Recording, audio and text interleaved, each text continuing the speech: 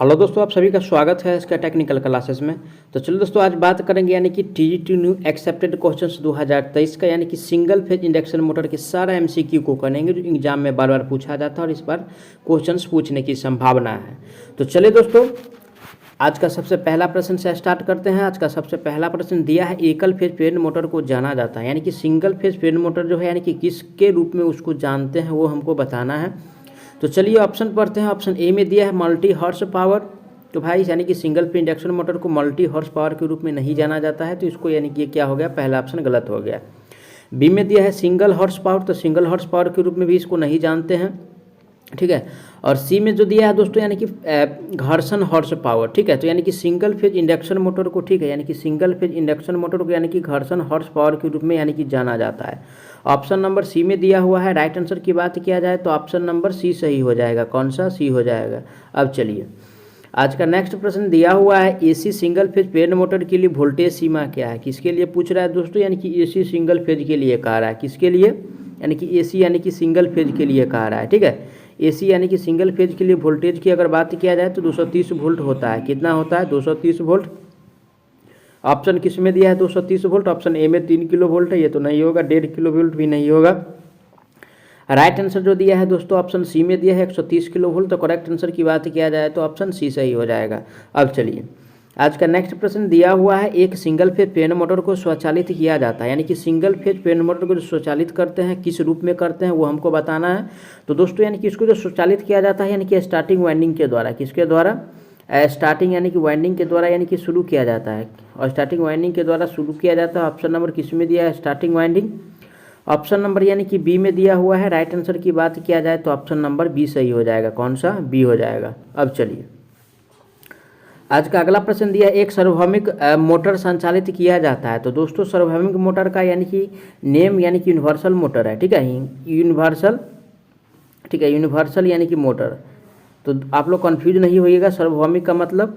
तो देखिए दोस्तों, ये जो काम करता है यानी कि एसी पे भी वर्क करता है और यानी कि साथ ही साथ यानी कि डीसी पे भी वर्क करता है। तो एसी और डीसी दोनों पे ये वर्क करता है। तो ऑप्शन किस में दिया हुआ है? ऑप्शन ए में कह रहा है सिर्फ डीसी पे, तो सिर्फ डीसी पे नहीं, डीसी पे भी काम करता है और एसी पे भी काम करता है। ऑप्शन ए में, बी में दिया एसी पे, तो एसी पे नहीं। और सी में जो दिया है दोस्तों ए और बी यानी कि एसी और डीसी दोनों पे। तो राइट आंसर जो होगा दोस्तों यानी कि एसी और डीसी दोनों पे सार्वभौमिक मोटर काम करता है, यानी कि यूनिवर्सल मोटर। तो राइट आंसर सी हो जाएगा। अब चलिए आज का अगला प्रश्न दिया, यूनिवर्सल मोटर की गति को नियंत्रित किया जा सकता है, यानी कि यूनिवर्सल मोटर का जो गति होगा उसको कैसे नियंत्रित कर सकते हैं वो हमको बताना है। तो चलिए ऑप्शन पढ़ते हैं। ऑप्शन ए में दिया है दोस्तों यानी कि अभिकेंद्रीय मैकेनिज्म, ठीक है। तो इसका भी उपयोग करके बदला जा सकता है, यानी कि उसका गति को चेंज किया जा सकता है। बी में है प्रतिरोध विधि, इसका भी उपयोग करके उसको चेंज कर सकते हैं। सी में है टैप्ड फील्ड नियंत्रण विधि, इसका भी उपयोग करके। तो यानी कि इनमें से तीनों का उपयोग करके इसको नियंत्रित कर सकते हैं यूनिवर्सल मोटर को। तो राइट आंसर की बात किया जाए ऑप्शन नंबर डी सही हो जाएगा, ठीक है। अब चलिए आज का अगला प्रश्न दिया, यूनिवर्सल मोटर की गति को नियंत्रित किया जा सकता है। देखिए सेम ही प्रश्न है, तो राइट आंसर जो होगा यानी कि इसका डी सही हो जाएगा, ठीक है। कौन सा? डी। अब चलिए आज का अगला प्रश्न दिया है, निम्न मोटर में कौन सा यानी कि ये सिंगलिंग, ठीक है, सिंगलिंग और टाइमर उपकरणों के लिए सबसे उपयुक्त है, ठीक है। तो टाइमर के लिए दोस्तों हमको कह रहा है और सिंगलिंग के लिए कह रहा है, ठीक है। तो यानी कि सबसे अच्छा मोटर जो होता है इसके लिए वो होता है यानी कि रिलक्टेंस मोटर। कौन सा होता है? रिलक्टेंस मोटर होता है। ऑप्शन नंबर किस में दिया है? यानी कि रिलक्टेंस मोटर। तो ऑप्शन नंबर यानी कि डी में दिया हुआ है रिलक्टेंस मोटर। राइट आंसर की बात किया जाए तो ऑप्शन नंबर डी सही हो जाएगा, ठीक है। अब चलिए आज का अगला प्रश्न दिया है, एक स्प्लिट फेज मोटर की तुलना में एक कैपेसिटर स्टार्ट मोटर है, यानी कि स्प्लिट फेज मोटर की तुलना में कैपेसिटर स्टार्ट मोटर में क्या गुण होता है, ठीक है, वो हमको बताना है।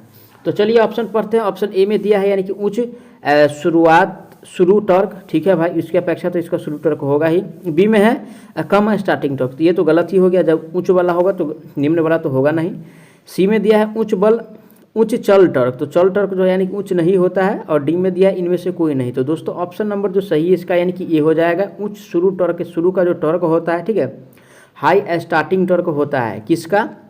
कैपेसिटर स्टार्ट मोटर का। तो राइट आंसर की बात किया जाए ऑप्शन नंबर ए सही हो जाएगा, ठीक है। अब चलिए आज का अगला प्रश्न दिया हुआ है, आप देख सकते हैं स्क्रीन पे, घूर्णन मशीन में प्रतिष्ठम टॉर्क मौजूद है जब, यानी कि प्रतिष्ठम टॉर्क कब मौजूद होता है वो हमको बताना है। तो चलिए ऑप्शन पढ़ते हैं। ऑप्शन ए में दिया है वायु अंतराल समान न हो, ठीक है, वायु अंतराल समान न हो। बी में है रोटर के एमएमएफ द्वारा दर्शाए जाने वाले प्रतिष्ठम्भ स्थिर हो। सी में है रोटर के एमएमएफ द्वारा दर्शाए जाने वाले प्रतिष्ठम्भ परिवर्तनशील हो। तो दोस्तों जब प्रतिष्ठम्भ परिवर्तनशील होता है तब घूर्णन मशीन का टॉर्क क्या होता है, यानी कि उसमें मौजूद होता है। तो राइट आंसर की बात किया जाए तो ऑप्शन नंबर सी सही हो जाएगा, ठीक है।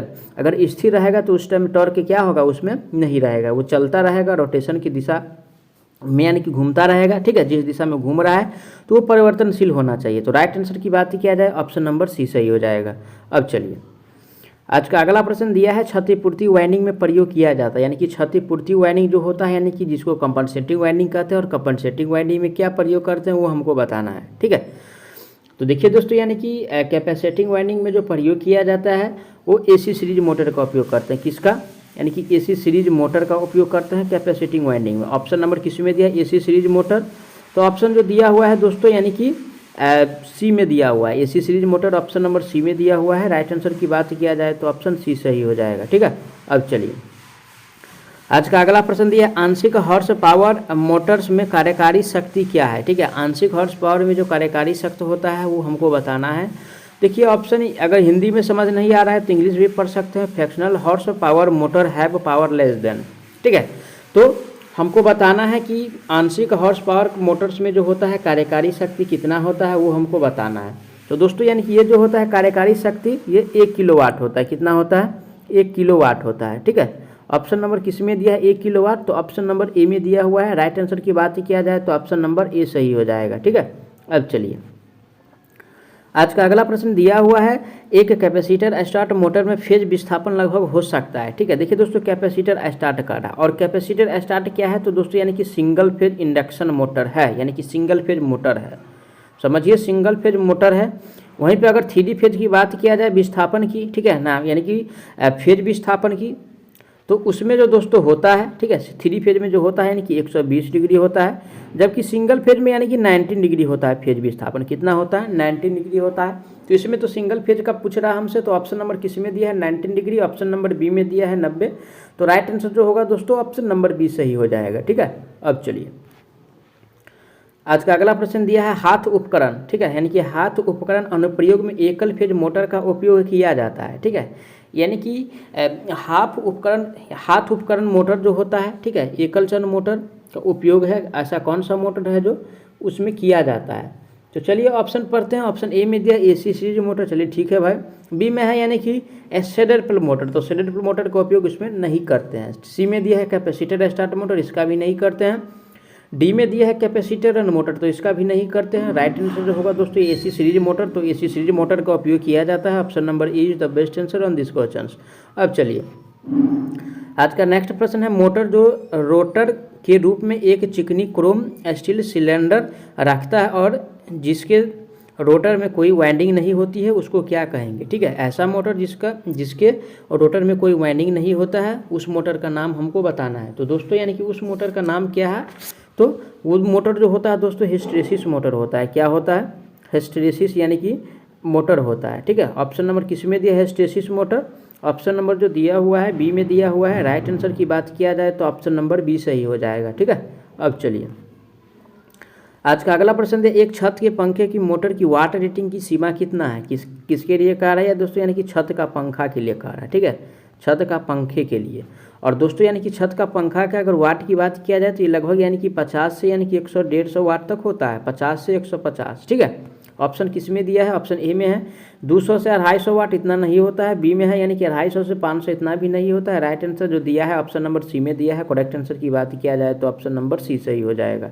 अब चलिए आज का अगला प्रश्न दिया स्प्लिट फेज मोटर में, ठीक है, स्प्लिट फेज मोटर में क्या होता है वो हमको बताना है। तो चलिए ऑप्शन पढ़ते हैं। ऑप्शन ए में दिया हुआ है, ऑप्शन ए में दिया है स्टार्टिंग वाइंडिंग एक अपकेंद्रीय स्विच के माध्यम से जुड़ा होता है, ठीक है भाई, एकदम जुड़ा होता है। बी में कह रहा है यानी कि रनिंग वाइंडिंग एक अपकेंद्रीय स्विच, नहीं, रनिंग वाइंडिंग नहीं जुड़ा होता है, यानी कि सिंगल फेज मोटर में यानी कि स्प्लिट फेज मोटर में जो स्टार्टिंग वाइंडिंग जुड़ा होता है वो अपकेंद्रीय स्विच से जुड़ा होता है। तो राइट आंसर की बात किया जाए ऑप्शन नंबर ए सही हो जाएगा। कौन सा, बेस्ट आंसर की बात किया जाए ए हो जाएगा। अब चलिए आज का नेक्स्ट प्रश्न दिया है सिंगल फेज मोटर्स में इस्तेमाल होने वाले कैपेसिटर में नहीं होता है, यानी कि सिंगल फेज मोटर जो होता है और उसमें जो कैपेसिटर लगा होता है किस में नहीं होता है वो हमको बताना है। तो चलिए ऑप्शन पढ़ते हैं, ठीक है। तो ऑप्शन पढ़ते हैं दोस्तों। ऑप्शन ए में दिया है निश्चित मान, ऑप्शन ए में दिया है क्या, निश्चित मान दिया हुआ है। बी में दिया है ध्रुवीय यानी कि ध्रुवीय अंकन, ठीक है। ये जो दोस्तों यानी कि पोलैरिटी मैचिंग होता है ये नहीं होता है। तो राइट आंसर की बात किया जाए तो ऑप्शन नंबर बी सही हो जाएगा, ठीक है। अब चलिए आज का अगला प्रश्न दिया हुआ है, आमतौर पर किस मोटर की गति यानी कि 3000 आरपीएम से अधिक हो सकती है। तो देखिए दोस्तों यानी कि 3000 आरपीएम से अधिक की बात किया जाए तो यानी कि एक यूनिवर्सल ही मोटर है जिसका यानी कि गति 3000 से अधिक हो सकता है। तो राइट आंसर ऑप्शन किस में है, यूनिवर्सल मोटर। ऑप्शन ए में है डीसी शंट मोटर, तो ये तो नहीं है दोस्तों। ऐसा जो दिया हुआ है यानी कि यूनिवर्सल मोटर सी में दिया हुआ है, ठीक है। तो राइट आंसर की बात किया जाए तो ऑप्शन नंबर सी सही हो जाएगा। कौन सा, ऑप्शन नंबर सी सही हो जाएगा। अब चलिए आज का अगला प्रश्न दिया हुआ है, छत का पंखा के लिए आमतौर पर एकल फेज मोटर का उपयोग किया जाता है, यानी कि छत के पंखा में जो मोटर उपयोग करते हैं किस प्रकार का मोटर होता है वो हमको बताना है। तो दोस्तों यानी कि छत के पंखे में जो उपयोग किया जाता है यानी कि परमानेंट कैपेसिटर मोटर उपयोग करते हैं, यानी कि अस्थाई कैपेसिटर मोटर, ठीक है, जिसको अस्थाई कैपेसिटर मोटर कहा जाता है। ऑप्शन नंबर किस में दिया है, तो ऑप्शन नंबर जो दिया है दोस्तों यानी कि सी में दिया हुआ है। किस में, ऑप्शन नंबर सी में दिया है परमानेंट कैपेसिटर मोटर। तो right answer option number C सही हो जाएगा।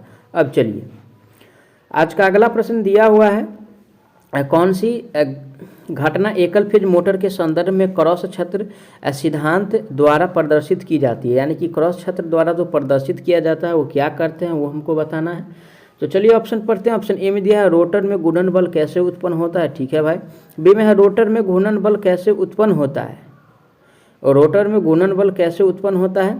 तो देखिए रोटर में तो घूर्णन बल उत्पन्न होता है लेकिन स्टेटर में घूर्णन बल उत्पन्न नहीं होता है, ठीक है। ये स्थिर डिवाइस इसलिए इसमें यानी कि जो होगा बल वो उत्पन्न नहीं होता है, तो ये गलत हो गया। अब चलिए सी पढ़ते हैं, रोटर में धारा कैसे उत्पन्न होती है। तो रोटर में तो यानी कि धारा से कोई मतलब ही नहीं है जब यहाँ पे कह दिया है जो सिद्धांत कह रहा है, ठीक है। और बी डी में कह रहा है यानी कि स्टेटर में यानी कि धारा कैसे उत्पन्न होती है। चलिए हटाइए भाई, स्टेटर में कोई मतलब ही नहीं है। राइट आंसर की बात किया जाए तो ऑप्शन नंबर इसका ए सही हो जाएगा, ठीक है। अब चलिए आज का अगला प्रश्न दिया यानी कि छायांकित ध्रुव मोटर में फेज विस्थापन होता है, ठीक है। तो दोस्तों यानी कि फेज विस्थापन जो होता है वो कैसे होता है वो हमको बताना है। तो चलिए ऑप्शन पढ़ते हैं। ऑप्शन ए में दिया है यानी कि अभिकेंद्री स्विच के द्वारा, तो अभिकेंद्री के द्वारा यानी कि फेज विस्थापन नहीं होता है दोस्तों। यानी कि फेज विस्थापन जो होता है यानी कि शेडेड पोल मोटर के द्वारा होता है। किसके द्वारा, यानी कि शेडेड रिंग के द्वारा होता है, ठीक है। शेडेड रिंग के द्वारा होता है। ऑप्शन किस में दिया है, shaded ring. Option number B में दिया हुआ है। राइट आंसर की बात किया जाए तो ऑप्शन नंबर बी सही हो जाएगा, ठीक है। अब चलिए आज का अगला प्रश्न दिया है, छायांकित ध्रुव मोटर के लिए दक्षता की सीमा क्या है। किसके लिए कह रहा है, छायांकित के लिए कह रहा है, यानी कि शेडेड के लिए कह रहा है, ठीक है।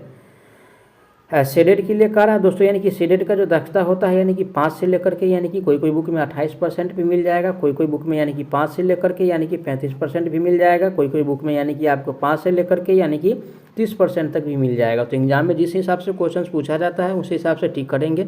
इसमें अकॉर्डिंग टू ऑप्शन के हिसाब से ऑप्शन नंबर डी सही हो जाएगा। 5 से 35% दिया हुआ है, तो ये सब ध्यान रखिएगा क्योंकि एग्जाम में क्वेश्चन आता है तो बच्चों को कन्फ्यूज करने के लिए आता है। आप पढ़े रहिएगा, एक बुक पढ़े हैं तो आप लोग को मालूम होगा कि यानी कि 28-35% तक होता है, लेकिन अगर उसमें ऑप्शन में नहीं रहे वो 28% रहे तो वही को टिक करना है, ठीक है। अब चलिए आज का अगला प्रश्न दिया है, एकल फेज मोटर की स्टार्टिंग वाइंडिंग को रखा जाता है, यानी कि स्टार्टिंग वाइंडिंग को जो रखते हैं वो कहाँ रखते हैं वो हमको बताना है, ठीक है। तो दोस्तों किसका कार्य है, यानी कि सिंगल फेज मोटर का कार्य है, ठीक है। किसका कार्य है दोस्तों, यानी कि सिंगल फेज मोटर का कार्य है, ठीक है। तो चलिए ऑप्शन पढ़ते हैं। ऑप्शन ए में दिया आर्मेचर, ठीक है। बी में दिया है दोस्तों यानी कि फील्ड दिया हुआ है, और सी में दिया हुआ है दोस्तों आपको यानी कि स्टेटर दिया है, और डी में यानी कि रोटर दिया है, ठीक है। तो दोस्तों यानी कि सिंगल फेज मोटर की स्टार्टिंग की बात किया जाए, ठीक है, स्टार्टिंग वाइंडिंग की अगर बात किया जाए तो इसको जो रखा जाता है यानी कि स्टेटर में रखा जाता है। किसमें, स्टेटर में रखा जाता है। सिंगल फेज मोटर यानी कि सिंगल फेज मोटर की स्टार्टिंग वाइंडिंग को यानी कि स्टेटर में रखा जाता है। ऑप्शन नंबर किस में दिया है, स्टेटर। तो ऑप्शन नंबर जो दिया है सी में दिया है। राइट आंसर की बात किया जाए तो ऑप्शन नंबर सी सही हो जाएगा, ठीक है। अब चलिए आज का नेक्स्ट प्रश्न दिया हुआ है, सिंगल फेज प्रेरण मोटर जिसमें अभिकेंद्री स्विच नहीं है, ठीक है। ऐसा कौन सा मोटर है जिसमें अभिकेंद्री स्विच नहीं होता है वो हमको बताना है। तो चलिए ऑप्शन पढ़ते हैं। ऑप्शन ए में दिया है कैपेसिटर स्टार्ट मोटर, ठीक है, क्या दिया है ऑप्शन ए में, कैपेसिटर स्टार्ट मोटर, तो इसमें यानी कि केंद्रीय स्विच होता है। बी में दिया है स्प्लिट फेज, स्प्लिट फेज में भी होता है, लेकिन अस्थाई कैपेसिटर जो दिया हुआ है दोस्तों, इसमें यानी कि कैपेसिटर नहीं होता है, ठीक है, यानी कि कैपेसिटर की बात किया जाए, अभी केंद्रीय स्विच की बात किया जाए तो ये नहीं होता है। राइट आंसर जो होगा दोस्तों ऑप्शन नंबर किस में दिया है, नहीं होता है, सेंट्रीफ्यूगल स्विच सी में जो है यानी कि नहीं होता है, तो करेक्ट आंसर सी हो जाएगा। अब चलिए आज का अगला प्रश्न दिया हुआ है, शुरू में एक ही फेज प्रेरण मोटर में दो परिक्रमी क्षेत्र क्या उत्पन्न करता है, यानी कि दो परिक्रमी क्षेत्र जो होता है क्या उत्पन्न करता है वो हमको बताना है। तो चलिए ऑप्शन पढ़ते हैं। ऑप्शन ए में दिया है रोटर कंडक्टर में असमान टॉर्क, तो असमान टॉर्क तो उत्पन्न नहीं करेगा। बी कह रहा है रोटर कंडक्टर में कोई टॉर्क नहीं, तो कोई टॉर्क कैसे नहीं उत्पन्न करेगा। सी कह रहा है कि रोटर कंडक्टर में बराबर और विपरीत टॉर्क, तो दोस्तों यानी कि ये जो उत्पन्न करता है रोटर कंडक्टर में बराबर और विपरीत टॉर्क उत्पन्न करता है, तो राइट आंसर की बात किया जाए ऑप्शन नंबर सी सही हो जाएगा, ठीक है। अब चलिए आज का अगला प्रश्न दिया है स्प्लिट फेज प्रेरण मोटर में, ठीक है, यानी कि स्प्लिट फेज प्रेरण मोटर में ऑप्शन ए कह रहा है यानी कि सहायक कुंडली का प्रतिरोध कम और प्रतिघाती जाता है, ठीक है। ऑप्शन ए में कह रहा है सहायक कुंडली का प्रतिरोध कम है और प्रतिघात क्या है, यानी कि ज़्यादा है। तो चलिए ऑप्शन बी पढ़ते हैं। ऑप्शन बी में क्या दिया हुआ है, ऑप्शन बी में दिया है प्रमुख कुंडलन का प्रतिघात अधिक और प्रतिरोध कम है, ठीक है। क्या कह रहा है, यानी कि कम है, क्या कह रहा है दोस्तों, यानी कि कम है। सी में दिया हुआ है प्रमुख कुंडल का प्रतिरोध बहुत अधिक है और प्रतिघात क्या है दोस्तों, यानी कि कम है, ठीक है। और सी में दिया है सहायक कुंडली प्रमुख कुंडली के सीरीज में है, तो दोस्तों ये तो सीरीज में नहीं होता है, ठीक है, सीरीज में नहीं होता है, और नहीं ये जो है यानी कि इसका प्रतिरोध कम होता है और प्रतिघात ज़्यादा होता है। दोस्तों इसका जो होता है यानी कि प्रतिघात अधिक और प्रतिरोध कम होता है। ऑप्शन किस में दिया है, ऑप्शन नंबर बी में दिया है। राइट आंसर की बात किया जाए तो ऑप्शन बी सही हो जाएगा, ठीक है। स्प्लिट फेज प्रेरण मोटर का यही यानी कि इसका केस है। अब चलिए आज का अगला प्रश्न पे चलते हैं। आज का अगला प्रश्न दिया हुआ है यानी कि सबसे कम महंगा आंशिक हॉर्स पावर मोटर क्या है, ठीक है, सबसे कम महंगा जो होता है मोटर वो कौन सा है वो हमको बताना है। तो चलिए ऑप्शन पढ़ते हैं दोस्तों। ऑप्शन ए में दिया हुआ है कैपेसिटर मोटर, ये तो है लेकिन महंगा मोटर होता है। यूनिवर्सल मोटर भी महंगा है, स्प्लिट फेज भी महंगा है, लेकिन यानी कि शेडेड पोल मोटर जो दिया है ऑप्शन नंबर डी में, ये जो होता है यानी कि इस तीनों के अपेक्षा यानी कि कम रेट का आता है। तो राइट आंसर की बात किया जाए तो ऑप्शन नंबर डी सही हो जाएगा, ठीक है। अब चलिए आज का अगला प्रश्न पे चलते हैं। आज का अगला प्रश्न दिया है मिक्सर में यानी कि सिंगल फेज प्रेरण मोटर का इस्तेमाल किया जाता है। तो मिक्सर में जो सिंगल फेज इंडक्शन मोटर का उपयोग करते हैं वो यूनिवर्सल मोटर का उपयोग करते हैं। किसका, यूनिवर्सल मोटर का उपयोग किया जाता है। ऑप्शन नंबर किस में दिया, यूनिवर्सल मोटर। ऑप्शन ए में कर रहा है शेडेड पोल मोटर, तो शेडेड पोल मोटर का प्रयोग नहीं करते हैं। चलिए अगला ऑप्शन पढ़ते हैं। अगला ऑप्शन दिया है स्प्लिट फेज, स्प्लिट का भी नहीं करते हैं। तो दोस्तों यानी कि universal motor option number C में दिया है, करेक्ट आंसर ऑप्शन सी हो जाएगा। मैं आशा करता हूँ आप लोग सारा प्रश्न को अच्छा से समझे होंगे। अगर कोई भी प्रश्न में किसी प्रकार का डाउट है तो उसके लिए कमेंट जरूर कीजिएगा।